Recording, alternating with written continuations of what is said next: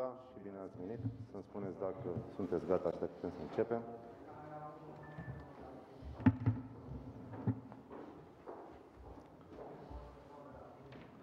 Domnul ministru al Muncii, Marius Budăi, și doamna comisar Marianne Thyssen vor prezenta concluziile primei zile a lucrărilor Consiliului EPSCO, care se desfășoară astăzi și mâine la București. Și deși am vorbit astăzi foarte mult despre egalitate de gen, protocolul impune ca totuși primul care trebuie să vorbească să fie domnul ministru Marius Budăi. Domnule ministru, vă rog. Mulțumesc frumos! Bună ziua, doamnelor și domnilor! Vă mulțumesc frumos pentru prezență. Așa cum știți, cu ocazia acestei reuniuni informale, ne-am propus să abordăm ca subiect egalitatea de șanse între femei și bărbați din mai multe perspective. În prima parte a zilei, discuțiile s-au centrat pe stimularea participării femeilor pe piața forței de muncă. Strengthening the participation of women on the labor market. Furthermore, we had a debate on encouraging and supporting women in atypical work. And in the second part of our debate, we talked about reducing the gender pay gap and about trying to strike the right balance between one's working life and family life. We had a number of conclusions. The measures to stimulate the participation of women on the labor market and to promote gender equality as an important factor in fighting poverty are essential, because these elements are instruments that can be used for sustainable economic growth. The gender pay gap is an indicator for an entire set of imbalances in the labor market, and as we saw during the debates, the factors that contribute to deepening inequalities between men and women are very diverse, such as the gender segregation in education, obstacles in the path of lifelong learning, and no work-life balance. It is important to invest in developing skills in order to support employment, in order to make sure that women fully participate alongside men in the labor market, and in order to make sure that we can adapt to the changes brought about by new technologies. Against this backdrop, involving all stakeholders such as governments, social partners, companies, NGOs, civil society, etc., is essential in order to provide for a balance between the labor market supply and demand, including by improving access to lifelong learning.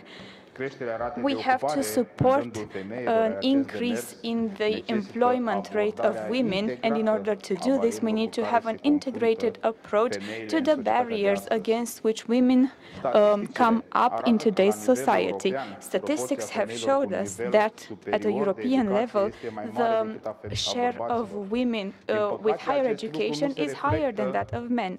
Unfortunately, however, this is not reflected in the labor market situation. The average employment gap between women and men is 11.6% in the EU and 18.2% in equivalent full-time jobs. This employment gap is a proof of wasted potential. The measures to eliminate barriers in women's way on the labor market have to do, for example, with cutting unemployment and reducing part-time work or informal work, which are forms of work in which women are mostly involved. Also, we have to make sure that there is a fairer sharing of care duties, and we have to fight for women's professional development in order to help our society grow. Today we also had two workshops during which we talked about integrating women with disabilities on the labor market. problematica femeilor și fetelor cu dizabilități The problem of women and girls with disabilities on the labor market is only marginally tackled in the debates in the European Union. In the EU, around 27.5% of women aged over 16 declare that their activity is limited, compared to 23% of men in the same age group.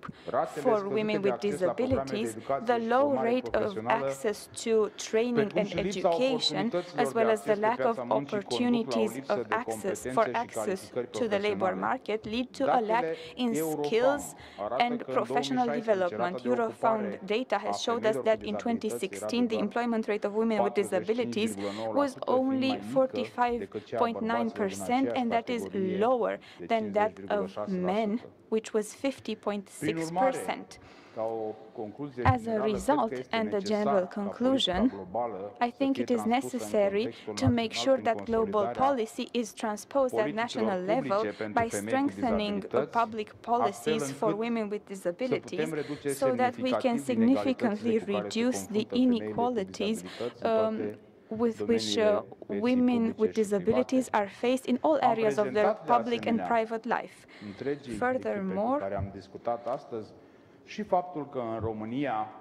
we showed the entire debate team today that in Romania, the gender pay gap is only 3.5%, which is much less than the EU average, which is around 16%. Furthermore, in our country, women have high representation. As you very well know, we have a woman prime minister and we have women ministers and secretaries of state. We were congratulated for this, and we have received requests for exchanges of experience. And as we are very serious partners, we will exchange experiences with everybody who's requested. Thank you for your attention. Commissioner Thyssen, the floor is yours. Ladies and gentlemen, I'm sorry I have to do it in English because my Romanian language is not as far from perfect, let me say. Ladies and gentlemen, dear Minister, also in the last decades, the European Union has achieved a lot of progress in the field of gender equality, but equality between women and men is still not a reality in the European Union and beyond. Women are underrepresented in the labour market. Their overall unemployment rate is 11.5 percentage points lower than that of men. We are still faced with a gender pay gap of 16%, with huge diversion between several member states, and indeed here the Romanian figure is far better, and in 2017 Romania was the one with the best results, let me say. In retirement also, women's pensions are 36% lower than men's, and these gender gaps, employment, pay and pension, are reinforced by a new trend, and that is the emergence of atypical work and the over-representation of women in all forms of atypical work. This situation is not only bad for women, who are in a more precarious position in their lifetime, and especially at old age.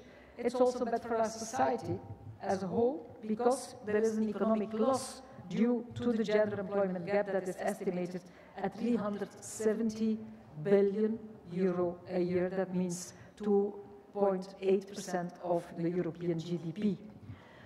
So what have we done? In November 17, for the first time in 20 years, the European Union institutions came together to proclaim the European Pillar of Social Rights. Since then, it has already inspired us to take several legislative initiatives, to name just a few: the Directive on Work-Life Balance, which addresses the unequal sharing of caring responsibilities between women and men, and which gives them a real choice on how to combine their work and family life. There is also the Directive on Transparent and Predictable Working Conditions that adjusts our rule book to the new world of work, making sure that more workers, also those in atypical contracts, have clear, transparent and dignified working conditions. Workers in new forms of work who, as mentioned, are often women, they also need access to social protection, and therefore we need a recommendation to ensure that as many people as possible are covered and can build up rights against contributions.